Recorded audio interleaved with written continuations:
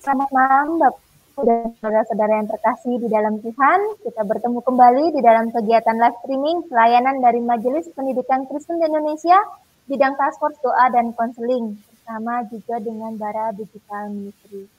Bapak Ibu, hari ini kita akan bersama-sama berbincang mengenai sebuah topik yaitu tentang self-care. Tapi kita akan berbicara khusus pada area spiritual self-care. Bagaimana menjaga kesehatan mental para pendidik-pendidik kita di sekolah-sekolah Kristen di Indonesia. Bersama dengan Bapak Lee Daniel, beliau adalah seorang konselor dan juga ortopedagog di Rumah Konseling dan Rumah Belajar Benih Pengharapan Indonesia, Singkawang, Kalimantan Barat. Mari sebelum kita memulai kegiatan pada malam hari ini, kita berdoa. Bapa kami yang berkata dalam kerajaan surga, kami sungguh bersyukur ya Tuhan kalau kami pada hari ini boleh bersama-sama Tuhan kumpulkan bersama dengan Pak Lee Daniel juga yang akan memberikan topik dan juga akan bersama-sama ya Tuhan mendiskusikan mengenai bagaimana kami boleh bersama-sama menjaga akan kesehatan mental, baik kami sebagai pendidik maupun sebagai rekan-rekan pendidik. Tuhan, berikanlah hikmat dan bijaksana ya Tuhan di dalam setiap diskusi ini.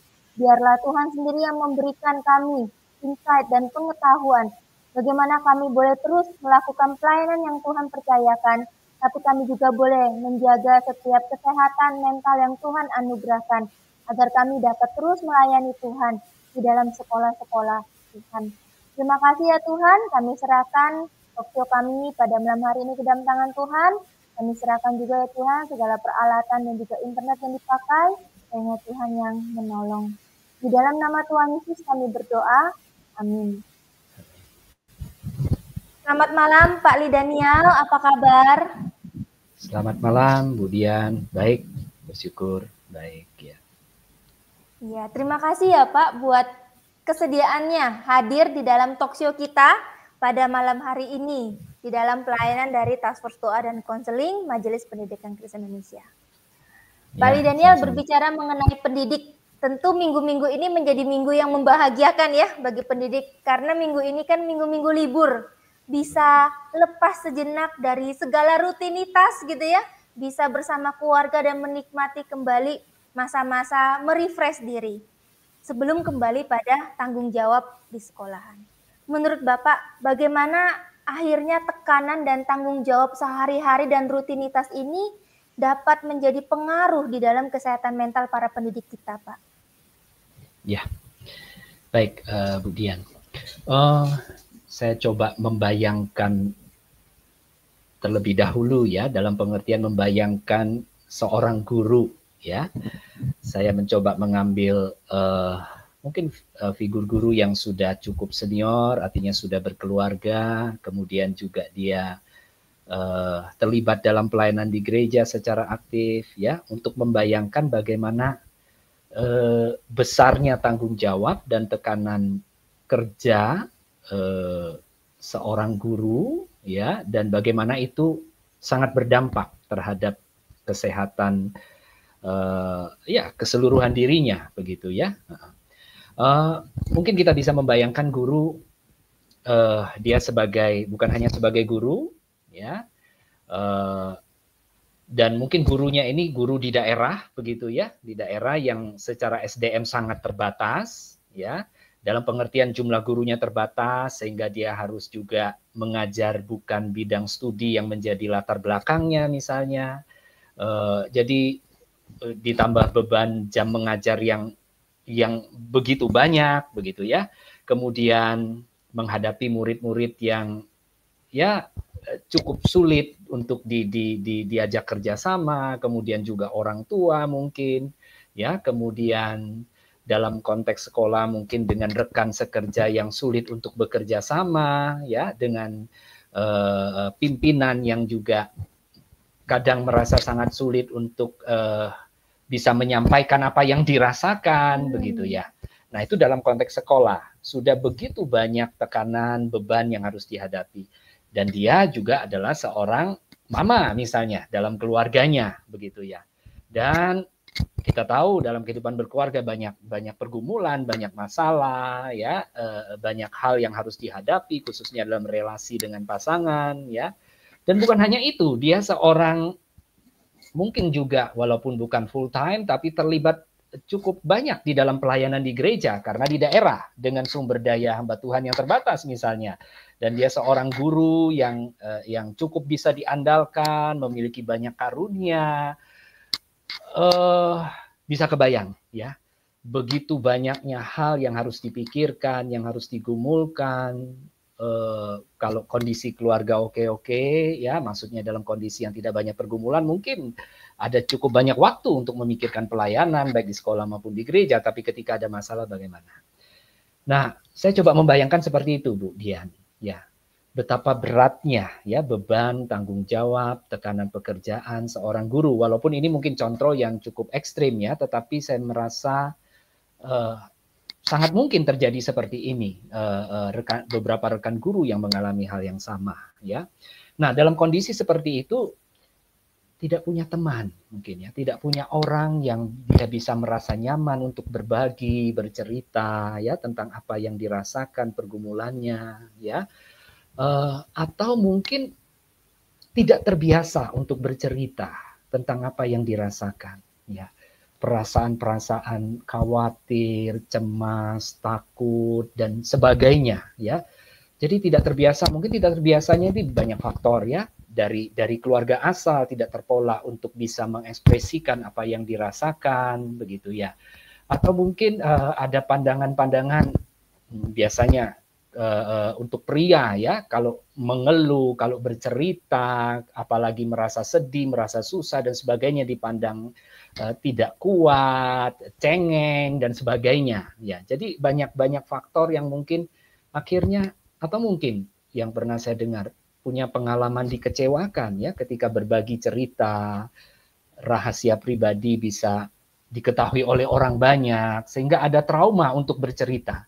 Nah, berbagai faktor ini bisa membuat seorang guru merasa sendirian ya, berjuang menghadapi berbagai tekanan itu. Ya, akhirnya mulai ya, padahal masalah, tanggung jawab, beban itu terus akan ada sepanjang kehidupan kita. Ya. Nah, sehingga mulai mengalami kelelahan secara bukan hanya fisik tapi mental dan juga spiritual ya, relasi dengan Tuhan terhambat ya. Nah, saya kira hal ini ya Ibu ya, jadi bagaimana tekanan, beban sesehari pendidik itu bisa sangat mempengaruhi kondisi spiritualnya dan berbagai dimensi dirinya ya. Saya kira begitu Bu Dian. Dari apa yang Pak Lidaniel sampaikan, saya membayangkan ternyata banyak sekali ya faktor-faktor yang bisa menjadi sesuatu yang menguras nih energi para pendidik kita, baik itu faktor emang tanggung jawabnya di internal sekolah, faktor eksternalnya keluarganya, pelayanannya, support sistemnya, dan itu sadar nggak sadar ya Pak ya, semuanya kayak berkolaborasi menguras energi para pendidik-pendidik kita seperti itu ya. Sehingga kan sering nih yang digaungkan itu adalah self-care, betul ya? Me time gitu ya. Sebenarnya apa sih Pak yang dimaksud dengan self-care itu? Dan apa bedanya dengan topik yang sedang kita bahaskan hari ini? Yaitu tentang spiritual self-care. Apa itu Pak bedanya? Ya, self-care itu mungkin secara sederhana bisa kita artikan dalam bahasa Indonesia merawat diri ya Ibu ya. Merawat diri artinya ya kita peduli dengan kondisi diri kita ya, kita aware, kita care terhadap kondisi diri kita ya.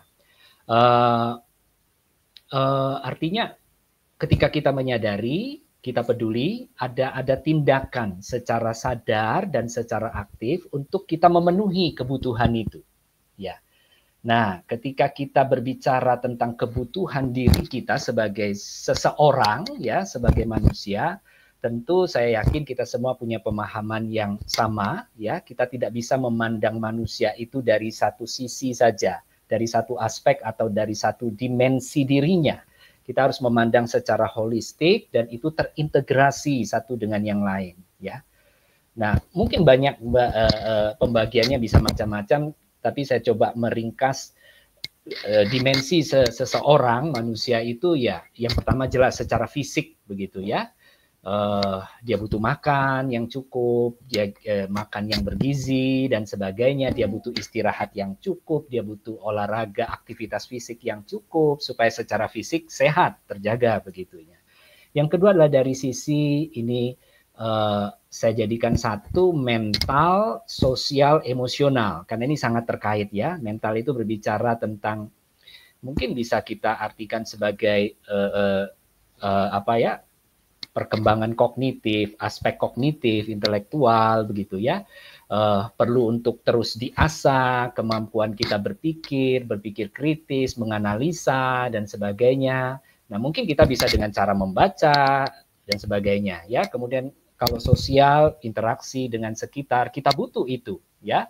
Kita butuh interaksi dengan orang-orang di sekitar kita, orang-orang yang bisa mendengar kita, orang-orang yang kita bisa berbagi, saling mendukung dan sebagainya ya.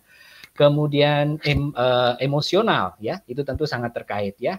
Kita butuh ada tempat kita bisa cerita tentang perasaan kita, apa yang kita rasakan ya, bagaimana kita mengelola stres ya dan sebagainya. Nah, yang terakhir tetapi ini yang saya kira menjadi inti ya, itu adalah dimensi spiritual kita ya.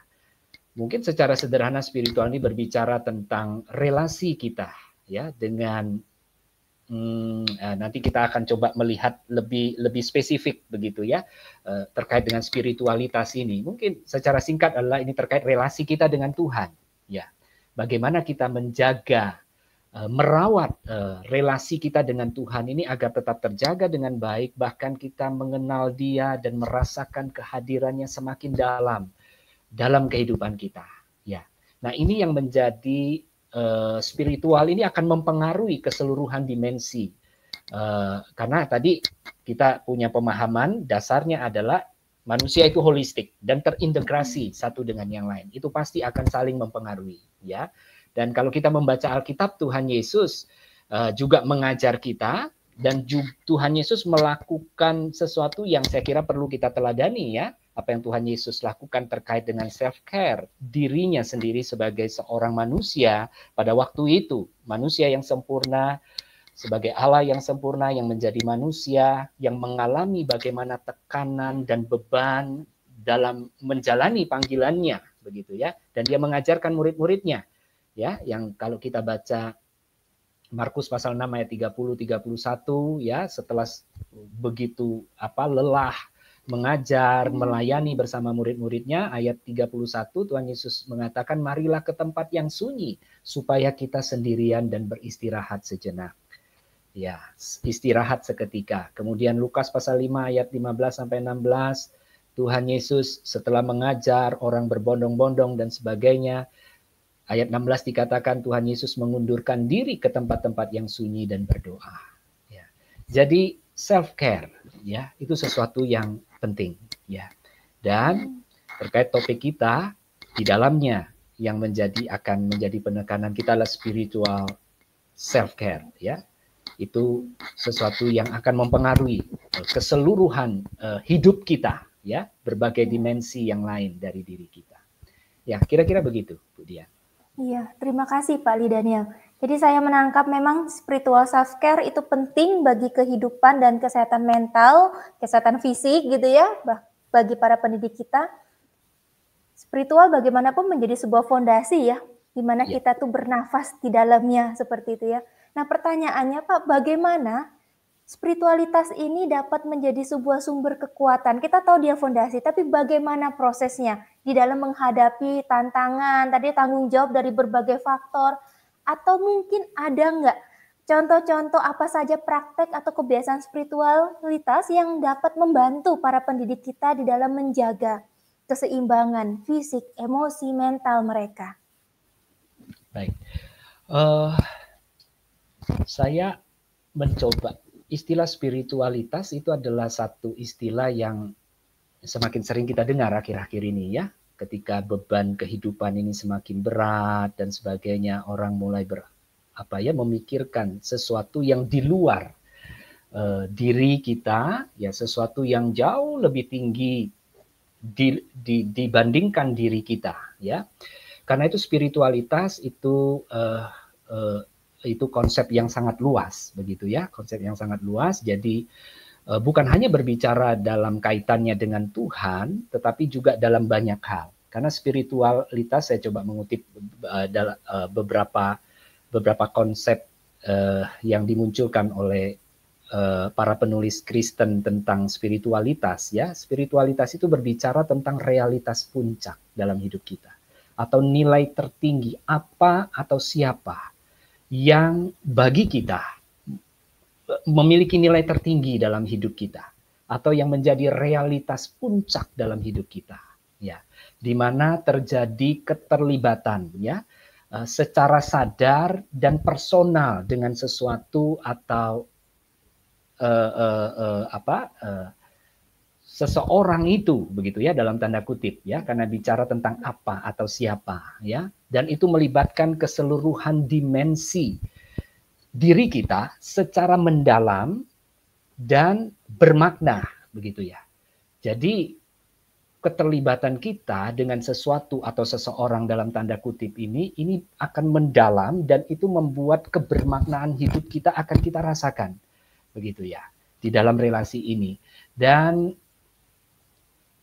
dalam konteks kita sebagai orang Kristen, ya, orang yang percaya kepada Tuhan Yesus, bagi kita yang memiliki nilai tertinggi dalam hidup kita, yang merupakan realitas puncak bagi kita adalah Tuhan, ya, Allah Tritunggal, ya. Tuhan adalah inti dari ketika kita berbicara tentang spiritualitas, ya, dan bukan hanya secara konseptual, tetapi juga secara esensinya adalah relasi, begitu ya. Karena itu saya senang memakai konsep dari seorang penulis yang apa ya, dia punya konsep spiritualitas Kristen itu terdiri dari 3 dimensi atau yang dia sebut 3 dinamika esensial yang terintegrasi satu sama lain, yang holistik dan terintegrasi, ya. Yang pertama adalah dinamika relasional. Ya, ketika kita berbicara tentang spiritualitas, kita berbicara tentang relasi sebenarnya. Dan ini yang menjadi dasar. Relasi kita yang pertama secara vertikal dengan Tuhan. Nah, relasi dengan Tuhan ini harus dilatih, dibentuk, belajar terus, dan itu akan berdampak terhadap relasi kita dengan sesama. Seiring dengan pertumbuhan relasi kita dengan Tuhan, pertumbuhan relasi kita dengan sesama juga akan semakin bertumbuh. Dan juga relasi kita dengan alam ciptaan Tuhan yang lain.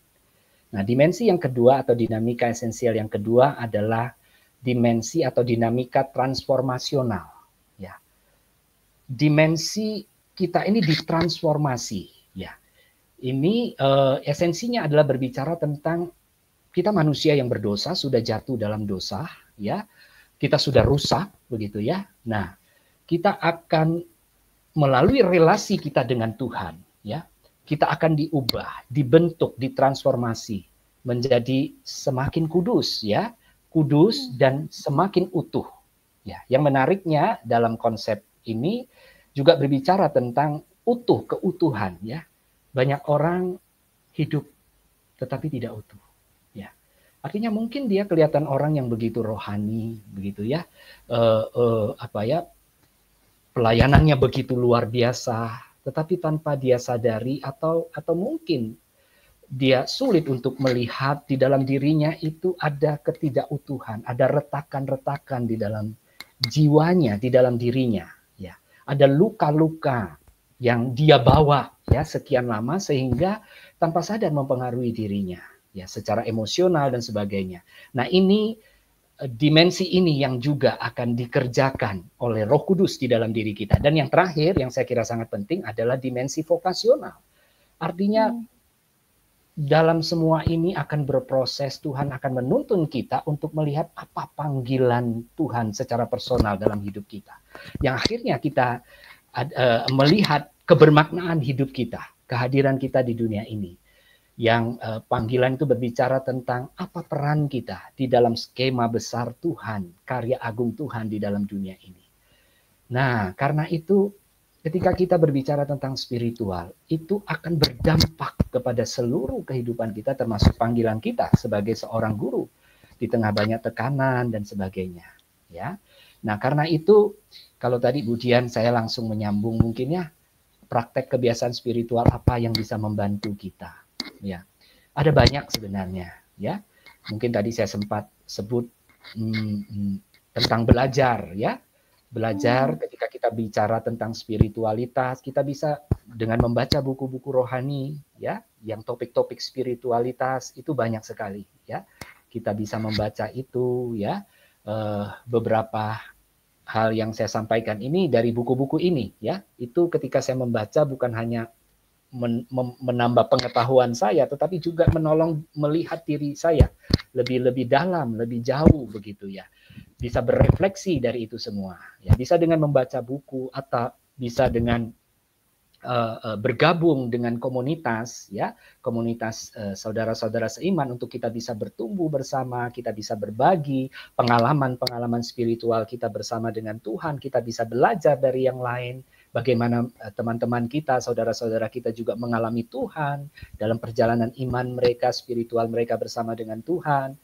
Ya, kemudian satu hal yang saya kira dan sangat membantu saya adalah menulis jurnal, ya. Nah, itu sangat menolong sekali, ya. Pengalaman-pengalaman kita, refleksi kita akan firman Tuhan, ya, kita tuliskan, ya, dan itu akan sangat menguatkan kita. Kemudian juga melayani sesuai dengan karunia kita, ya. Nah, itu akan mengingatkan kita, saya butuh Tuhan nih. Ya, saya guru sekolah minggu sebagai contoh, ya. Saya melayani anak-anak berkebutuhan khusus, kadangkala gimana ya caranya Tuhan untuk bisa apa yang saya ajarkan walaupun sangat sederhana ini bisa dipahami anak. Nah, saya harus bergumul dengan Tuhan, saya harus bertanya dengan Tuhan. Buka hati melihat berbagai hal untuk peka kira-kira ini begitu. Nah, ini akan menolong kita relasi kita dengan Tuhan dan sebagainya. Nah, yang paling penting saya kira adalah yang sering kita dengar, ya, waktu khusus bersama dengan Tuhan. Atau kita sering sebut dengan solitude, ya, mengambil waktu sendiri dengan Tuhan dan berdiam diri bersama dengan Tuhan. Nah, ini yang mungkin sulit, ya, bagi kita para profesional, baik guru, konselor dan sebagainya, di tengah aktivitas yang begitu banyak, di tengah tanggung jawab yang begitu banyak, kapan ada waktu begitu, ya. Tetapi ini sesuatu yang penting, ya. Artinya adalah kita menyediakan waktu bersama dengan Tuhan. Hanya saya dan Tuhan. Ya, kita tutup tanda kutip, ya, telinga kita, mata kita dari berbagai hal yang menjadi rutinitas kita. Kita betul arahkan hati kita kepada Tuhan. Nah, ini yang mungkin yang perlu kita, yang mungkin udah kita lalai untuk melakukan atau kita abai karena mungkin kesibukan dan sebagainya. Nah, kira-kira itu, Bu Dian, yang bisa dilakukan, ya, terkait dengan spiritual self-care kita. Ya. Wah, terima kasih Pak Ali Daniel.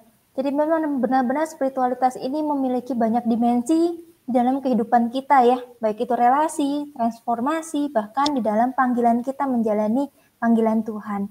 Kalau selama ini dari remaja kita dengar disiplin rohani.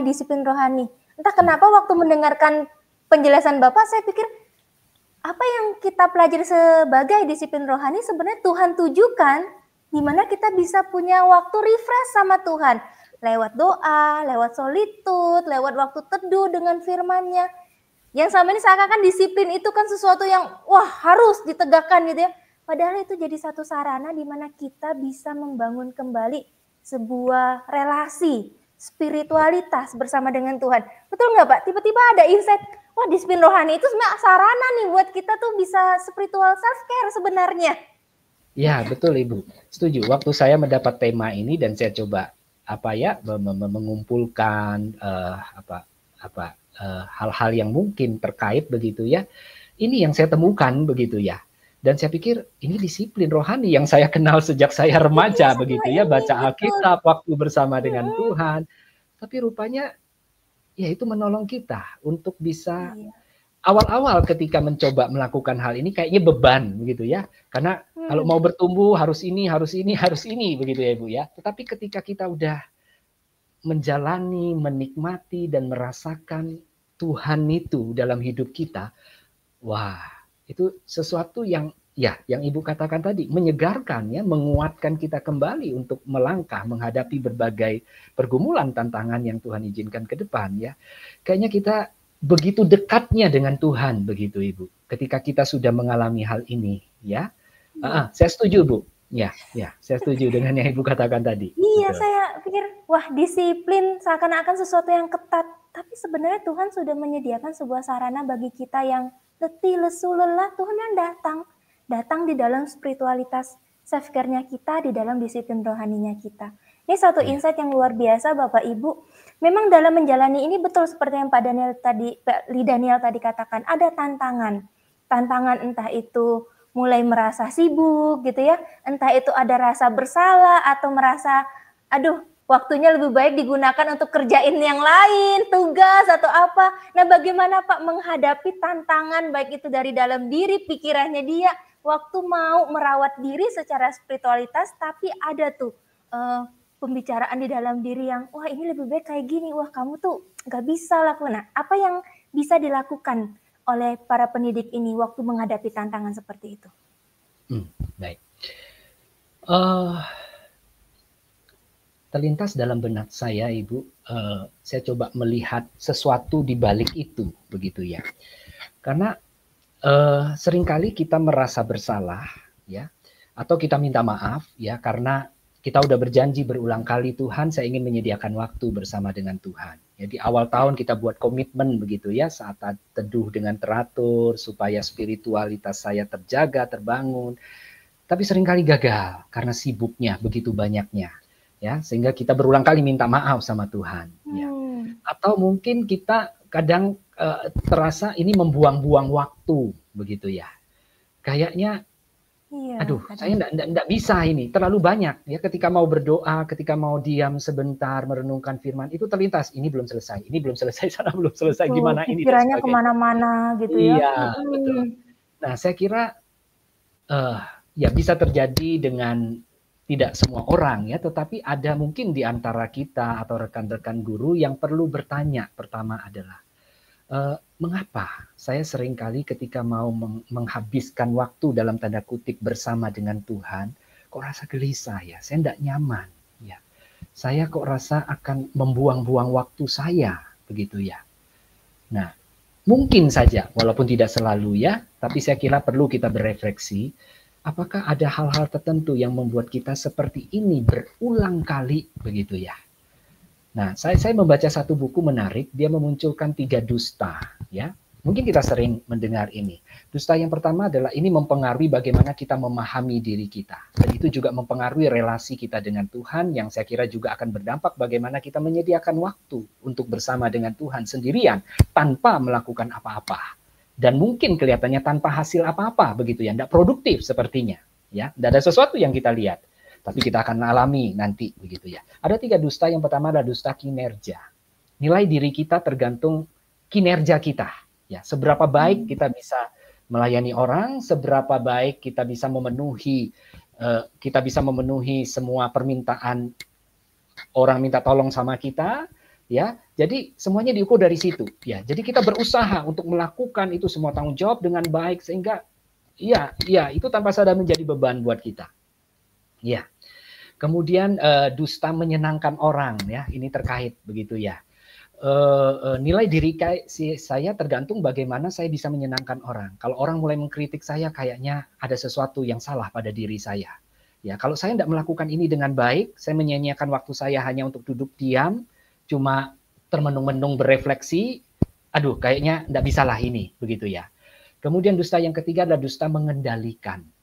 Kita berusaha mengendalikan segala sesuatu, mengendalikan hasil yang harus kita dapatkan nanti. Sehingga ketika kita bekerja sama dalam tim, tanpa sadar kita mengendalikan orang, begitu ya, supaya hasilnya sesuai dengan yang kita harapkan. Nah, sehingga ya ketika kita menyediakan waktu untuk duduk diam, kayaknya ini akan mengganggu saya, kinerja saya, orang akan melihat sesuatu yang tidak baik pada diri saya, ya malaslah, terlalu bersantailah, dan bagaimana bisa berhasil baik, produktif kalau seperti ini, ya. Nah, itu kadang kalah, ya. Itu kita perlu berefleksi, ya. Kita perlu berefleksi jika memang ada di antara kita yang ya ini kok berulang-ulang begitu ya. dan ini berdampak pada relasi saya dan sebagainya. Yang pertama adalah kita perlu berefleksi, bertanya kepada Tuhan, apakah ada sesuatu yang Tuhan mau sampaikan kepada saya? Ada, tanda kutip, ada masalah di dalam diri saya yang perlu saya perbaiki. Nah, untuk ini perlu menyediakan waktu, perlu keterbukaan, ya. Perlu mungkin kalau memang kita membutuhkan pendamping, mentor atau konselor akan membantu kita, ya. Nah, kalau memang dalam refleksi kita tidak ada sesuatu, tapi lebih karena cara kita mengatur waktu yang kurang bijak, misalnya ya, atau ya memang kita terlalu banyak tanggung jawab, begitu ya. Ya, kita perlu belajar untuk berkata tidak, ya. Nah, kalau udah belajar berkata tidak, mungkin juga ada kaitannya mau menyenangkan semua orang, begitu ya, supaya kita dianggap baik. Nah, saya kira kita perlu ya berefleksi, bertanya, melihat diri kita, melakukan percakapan batin, ya, bersama dengan Tuhan. Nah, saya kira itu sih, Ibu, terkait dengan yang terakhir ya, yang Ibu sampaikan tadi, ya. Iya, berarti memang kesadaran diri akan situasi diri gitu ya, akan waktu yang sedang kita jalani itu penting ya, karena kesadaran ini membantu kita untuk kembali melihat di state mana nih kita. Apakah ada dusta-dusta yang kita anggap sebagai kebenaran sehingga akhirnya itu mengganggu tadi relasi, sebuah realitas tertinggi di dalam hubungan kita dengan Tuhan, di dalam spiritualitas kita. Wah, terima kasih sekali Pak Lidaniel kembali mengingatkan kami semua untuk boleh berefleksi. Sebagai closing statement Pak, apakah ada pesan utama yang ingin Bapak sampaikan kepada para pendidik tentang pentingnya bagaimana menjaga kesehatan mental dan spiritualitas ini Pak? Ya, saya teringat dengan sebuah ilustrasi yang disampaikan oleh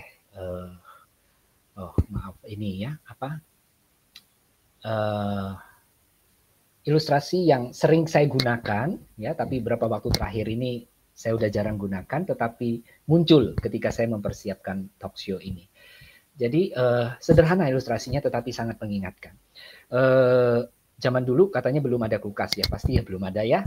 Dan biasanya orang kalau mau menyimpan makanan agar cukup awet itu ada satu tempat khusus katanya, kalau saya tidak salah ingat ya. Jadi ada balok-balok es atau bongkahan-bongkahan es ya, ditempatkan dalam satu ruangan yang tertutup rapat, kemudian ada jerami dan sebagainya. Kemudian kalau ada sesuatu yang ingin disimpan bertahan cukup lama, makanan akan taruh di sana ya. Nah, satu kali itu ada pekerja-pekerja yang membersihkan ya, ini beberapa waktu sekali itu harus dibersihkan begitunya. Nah, waktu mereka bekerja selesai begitu mereka keluar ya. Nah, waktu keluar tiba-tiba seorang pekerja baru sadar arlojinya jatuh begitu ya. Mungkin saking semangatnya dia kerja, arlojinya terlepas ya. Kemudian ayo minta teman-teman kita cari arloji saya yang jatuh itu. Waduh, mereka kelabakan mencari kemana enggak ketemu, cukup lama begitu ya. Nah, waktu mereka lagi sibuk-sibuk itu ada seorang anak kecil mendengar ya, tanda kutip, perbincangan bapak-bapak ini. Oh, rupanya mereka lagi cari arloji begitu ya. Nah, akhirnya mereka cukup lama mencari, enggak ketemu. Akhirnya ya udah kita istirahat dulu lah. Udah capek kita. Ya, akhirnya mereka istirahat. Nah, anak kecil itu waktu mereka istirahat tiba-tiba nyelonong masuk. Nyelonong masuk sebentar. Kemudian mungkin enggak sampai 5 menit begitu ya. Dia keluar udah. Dia keluar dan sambil kasih arloji. Pak, ini arloji Bapak. Oh iya, lah kok kamu bisa nemukan? Kamu sendiri. Kami sekian banyak orang nggak bisa nemukan. Gimana caranya? Kemudian dia cerita. Pak, waktu saya masuk, itu kan saya cuma baring saja Pak. Saya baring, nah itu kan tenang gitu ya, nggak ada suara. Nah saya dengar bunyi tek, tek, tek, jarum arloji itu berdetak. Saya langsung tahu di mana posisinya. Nah, ilustrasi ini sederhana, tapi bagi saya sangat indah ya, sangat dalam. Kita mau merasakan kehadiran Tuhan dalam hidup kita. Kehadiran Tuhan yang menguatkan kita, yang membuat kondisi spiritual kita tetap terjaga, bahkan semakin bertumbuh di dalam Tuhan, yang membuat kita sanggup menghadapi berbagai realita kehidupan yang Tuhan izinkan kita alami, termasuk tekanan, beban sebagai seorang pendidik. Berlatih untuk merasakan kehadiran Tuhan dalam hidup kita. ya. Tidak harus waktu khusus ya, waktu khusus saya kira perlu ya saat teduh secara teratur, tapi juga dalam keseharian hidup kita. Bagaimana kita bisa melihat Tuhan di dalam diri orang lain? Bagaimana kita bisa bertemu dengan Tuhan ketika kita mengajar, ketika kita menghadapi masalah dalam proses pembelajaran dan sebagainya. Kita bisa bertemu dengan Tuhan, kita mengalami Tuhan. Itu Bu Dian ya. Wah, terima kasih sekali Pak Li Daniel telah mau berbagi insight kepada kita semua bahwa memang realitas kehadiran Tuhan di dalam diri kita itu menjadi penguat, itu bahkan menjadi kesegaran, bahkan selalu ada harapan dan kekuatan baru untuk kita boleh terus mengerjakan apa yang menjadi tanggung jawab kita yang Tuhan sedang percayakan di dunia ini. Pak Li Daniel boleh dengan kasih memohon Pak Li Daniel untuk mendoakan kita semua, memimpin kita di dalam doa sekaligus untuk menutup kegiatan talk show kita pada malam hari ini. Baik, ya mari kita berdoa. Bapa di dalam surga, di akhir talk show ini kami datang kembali di hadapan Tuhan. Tuhan kami bersyukur di dalam berbagai kelemahan kami, keterbatasan kami. Tuhan berkenan memakai kami, memanggil kami sebagai seorang pendidik. Tuhan, kami tahu seumur hidup kami, Tuhan sedang berproses dengan diri kami. Ada banyak hal yang mungkin Tuhan mau ubah, Tuhan mau bentuk, Tuhan mau perbaiki, supaya kami semakin indah, optimal di dalam kami, menjalankan, mengerjakan, menggenapi panggilan Tuhan dalam hidup kami. Tuhan berkatilah setiap guru, pendidik dalam dimanapun teman-teman guru pendidik ini melayani. Dalam kondisi-kondisi yang sulit mungkin, dalam kondisi yang krisis, Tuhan kiranya mereka bisa bertemu, berjumpa dengan Tuhan, mengalami perjumpaan itu, dan menguatkan mereka. Mampukan mereka untuk terus belajar, terus berlatih, untuk mengalami, merasakan kehadiran Tuhan dalam keseharian hidup mereka. Tuhan menguatkan, pakailah rekan-rekan guru, rekan-rekan pendidik, siapapun yang mendengarkan talk show ini, boleh menjadi alat kemuliaan Tuhan bagi banyak orang, banyak anak-anak, banyak pribadi yang dilayani. Dan nama Tuhan dimuliakan. Di dalam nama Tuhan Yesus kami berdoa. Amin. Amin. Sekali lagi terima kasih kepada Pak Li Daniel untuk perbincangan kita pada malam hari ini, insight dan juga diskusi kita pada malam hari ini. Bapak Ibu, kiranya apa yang telah kita diskusikan ini semua menjadi sesuatu yang berguna bagi kita, kembali kita dikuatkan dan diingatkan kembali mengenai relasi kita kepada Tuhan, yang adalah sebagai self-care-nya kita yang Tuhan izinkan. Sekianlah talk show kita pada malam hari ini. Saya Dian bersama dengan Pak Li Daniel dan juga segenap dari tim Majelis Pendidikan Kristen Indonesia. Kami undur diri, sampai ketemu lagi di dalam kegiatan-kegiatan lainnya di hari Jumat di setiap malam jam 7 malam. Selamat malam, Tuhan Yesus memberkati kita semua. Mari